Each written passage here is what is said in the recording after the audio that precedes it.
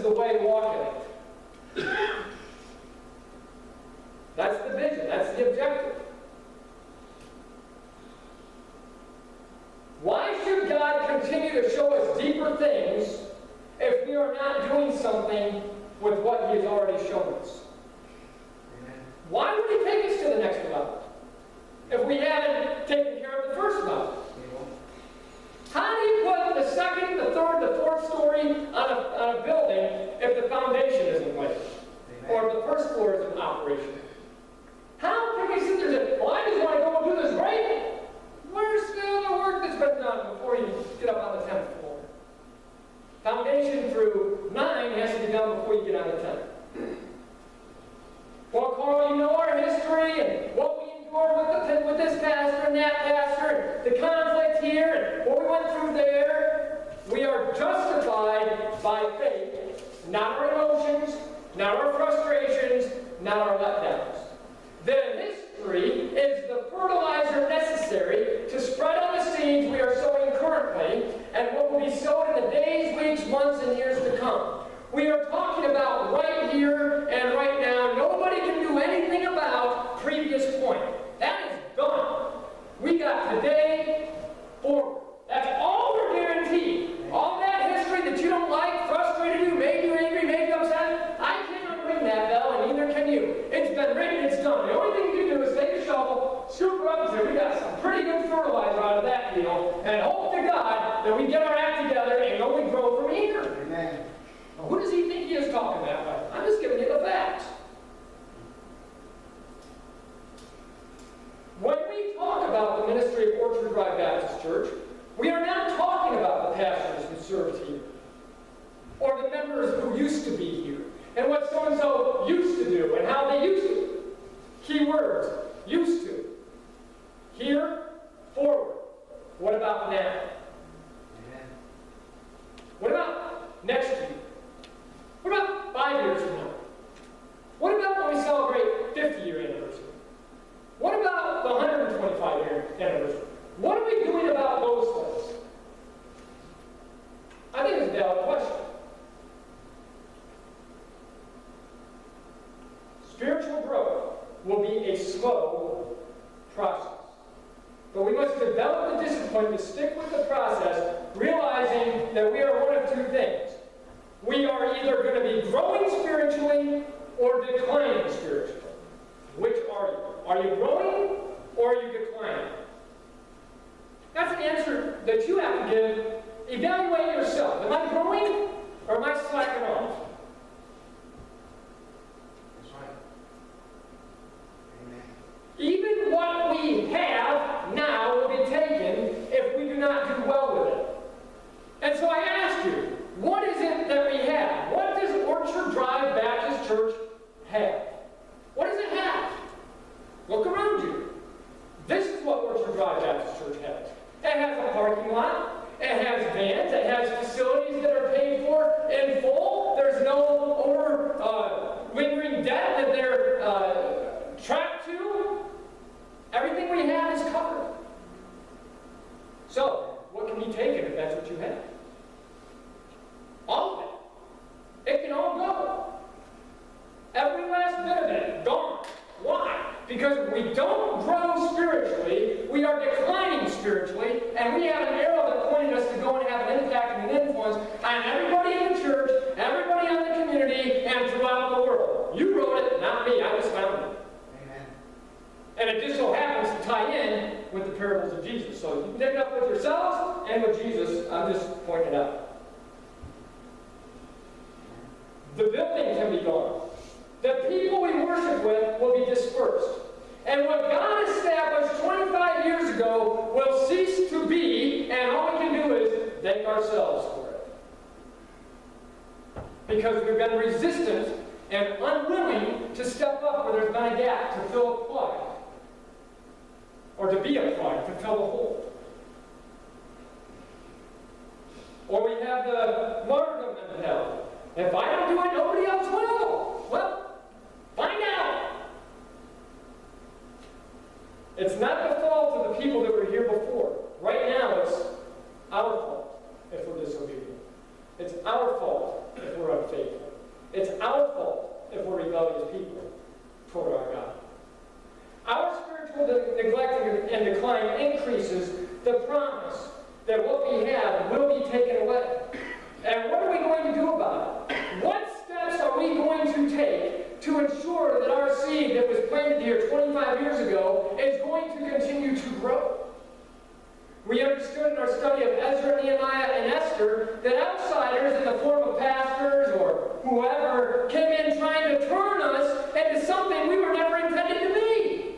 And when I taught that, I was like, oh, that's right, yes, very good concept, yeah, that's very good, yeah. Everybody was in agreement with it. Now the question is, who is keeping us from going back to who we were established to be? We know who is coming in trying to change us. Now the question is, who's withholding us from going back or refusing to allow us to go back to following the error? That's the problem we have now.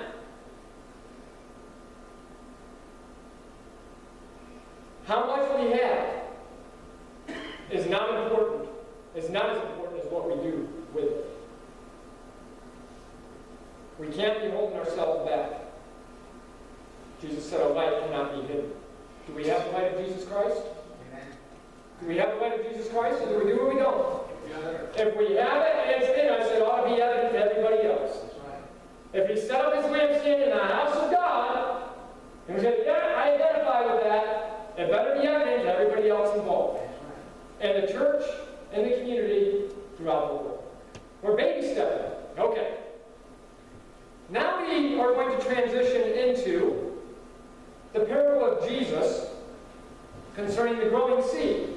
This is a parable about the kingdom of God, and Mark is the only one of the four Gospels who recorded this parable. As we read these few verses, you will see that spiritual growth is a continual, gradual process, and it's finally consummated in a harvest of spiritual maturity. We can understand the process of spiritual growth by comparing it to the slow but certain growth of a plant. All right? The parable of the growing seed is this, Mark 4:26-29. And he said, the kingdom of God is as if a man should scatter seed on the ground and should sleep by night and rise by day, and the seed should sprout and grow. He himself does not know how. How does it happen? For the earth yields crops by itself, first the blade, then the head, after that the full grain in the head. But when the grain ripens, immediately he puts in the sickle, because the harvest has come. So we understand the growth process of a plant. Now we know the process of growing seed as we look at the next parable, the parable of the mustard seed. Let's look at it in the text of Mark chapter 4, verse 30-32. Y'all with me? All right. Then he said, thank you, James. Then he said, to what shall we liken the kingdom of God? Or with what parable shall we picture it? It is like a mustard seed, which when it is sown on the ground, is smaller than all the seeds on earth. But when it is sown, it grows up and becomes greater than all herbs and shoots out large branches so that the birds of the air may nest under its shade. God takes something small and uses the little to do something big. That's what he's doing with Orchard Drive Baptist Church. He didn't take when it was big and booming at the time when it was first established here and say, there, now you're going to become the greatest mega church ever known to the East Coast. That was not his plan and purpose. His plan and purpose was that we would go through some hard things, moments of persecution, so we would have some really good fertilizer to use to get us to the place where we really need to function, and that is to have an impact on a drug-infested, drug-ridden, homeless community where people are just falling off the charts and have nobody to love. Amen. That's what we're called to be. Now, well, if I had known that, I would never. Well, guess what? Had I known that when I stepped into ministry, I was going to be pastoring the church, back then, I may not have ever stepped into the ministry because I thought, I'd never pastor a church. But I would have been called the shots. I was called to follow him. So, who are we loving on? Each other, those in the community, and sending the love of Jesus Christ throughout the world. So this little tiny mustard seed now grows into a massive bush. The mustard seed grows a bush as tall as I am, with branches that are large enough for birds to nest in. When an itsy bitsy little tiny seed grows that big and has branches big enough for birds to build a nest on and have habitat. You look at some of the smallest churches in the United States and you see what they're doing on the mission field. Where they give, the percentages that they give, where they're going into other regions and having an impact. That's what we've been called to do.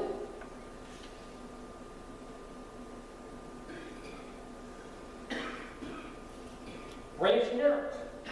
Jesus is illustrating for us that even though Christianity had small beginnings, it would grow into a worldwide community of believers. When we take a stand for something that God has called us to take a stand on, understand that we are not the only ones that He's ever done that to. He's doing this all over the world, in every city, every state, every country. That's what we're called to do.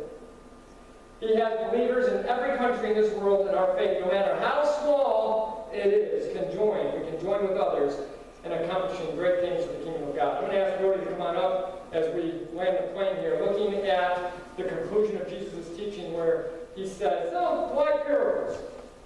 Why would Jesus use parables? Mark 4:33-34 says, and with many such parables he spoke the word to them as they were able to hear it. But without a parable he did not speak to them, and when they were alone, he explained all things to his disciples. Here's the closing thought.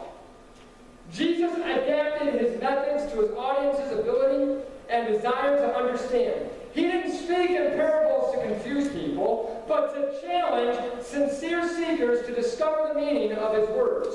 Much of Jesus' teaching was against hypocrisy and impure motives, characteristics of religious leaders, and the state of the modern-day church culture.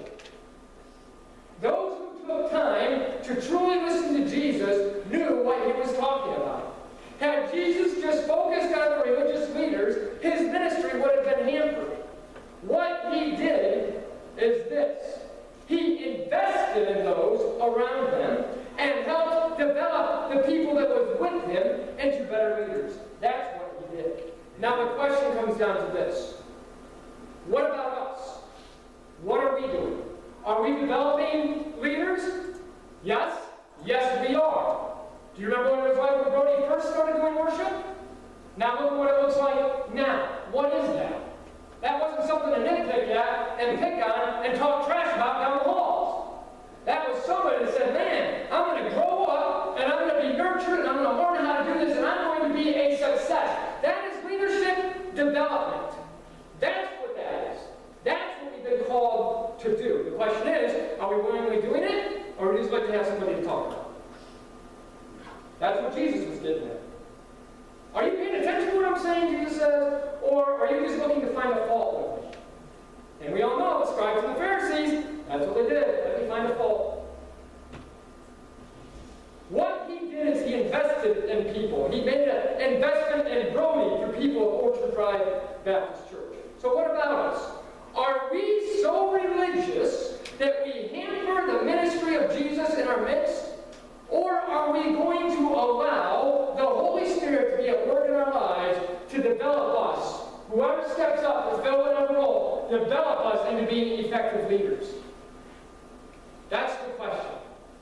Is he using me to have an impact, to develop leaders, and am I willing to be developed into an effective leader? Are those fair questions? I think they're necessary questions. When you're a congregationally led congregation, it is important to understand the impact of effective leadership. You have to develop each other into leadership. Otherwise, what are you leading us into? A downward spiral embedded in complacency. So the same encouragement that we had this morning, I leave to you now. Examine your heart. See what it is that the Spirit of God is speaking to your heart this morning. The altar is open. I encourage you to respond as we sing our closing song together. Let's stand.